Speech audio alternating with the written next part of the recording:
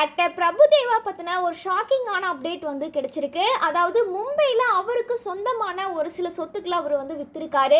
இந்த சொத்துக்களை அவர் எதனால் வித்திருக்காரு அப்படின்ற ஒரு சில தகவலுமே கிடைச்சிருக்கு. இந்தியாவில் மைக்கேல் ஜாக்சன் அப்படின்னு சொன்னாலே எல்லாத்துக்குமே ஞாபகத்துக்கு வருது என்னன்னா நடிகர் பிரபுதேவா அவர்கள் மட்டும்தான். ஒரு டான்ஸ் மாஸ்டரா மட்டும் இல்லாமல் ஒரு இயக்குனராகவும் நடிகராகவும் இவரோட ஆக்டிங் பர்ஃபார்மன்ஸுக்கு ஏகப்பட்ட ரசிகர்கள் பட்டாளமே இருக்குதுன்னு சொல்லலாம். இந்த நிலையில் நடிகர் பிரபுதேவாவுக்கு பார்த்தீங்கன்னா பல கோடி மதிப்புள்ள சொத்துக்கள் இருக்கு. அதுல மும்பையில் இருக்கக்கூடிய முக்கியமான ஒரு சில சொத்துக்களை பிரபுதேவா சேல்ஸ் பண்ணியிருக்காரு. இப்ப இந்த ஒரு விஷயம் சோசியல் மீடியால பெரும் பேசு பொருளாவே மாறி இருக்கு. அதாவது மும்பையில் இருக்கக்கூடிய மினர்வா அப்படின்ற பிரம்மாண்டமான அடுக்குமாடி குடியிருப்புல தான் பிரபுதேவாவுக்கு வீடுகள் வந்து இருந்திருக்கு. இந்த அடுக்குமாடி குடியிருப்புல 32 மற்றும் 33வது மாடியில தான் 1295 சதுரடி கொண்ட 2 பிளாட்களை அவர் வச்சிருந்தாரு. இப்ப இந்த 2 பிளாட்களையுமே சேர்த்து 14 கோடி 80 லட்சம் ரூபாய்க்கு அவர் சேல்ஸ் பண்ணியிருக்காரு.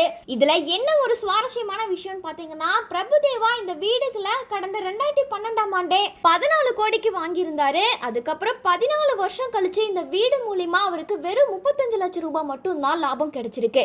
இதனாலதான் நடிகர் பிரபுதேவா அவரோட வீடுகளை வந்து சேல்ஸ் பண்ணியிருக்காரு. அதுலயும் ரொம்ப குறைவான ஒரு லாபத்துக்கு தான் அவரோட வீடுகளை வந்து சேல்ஸ் பண்ணியிருக்காரு. முக்கியமா இந்த ஒரு சேல்ஸ் பாத்தீங்கன்னா மார்ச் 13ஆம் தேதி அன்னைக்கே அதிகாரப்பூர்வமா பதிவு செய்யப்பட்டிருக்கு. இதை தொடர்ந்து அவரோட வீடுகள் மட்டுமல்லாம அவருக்கு சொந்தமான 4 கார் பார்க்கிங் வசதிகளுமே புதிய உரிமையாளருக்கு மாற்றப்பட்டிருக்கு. இதுவரைக்கும் நடிகர் பிரபுதேவா சென்னையில உள்ள அவரோட குடும்பத்தோட தான் அதிக நேரம் செலவிட்டு வராரு.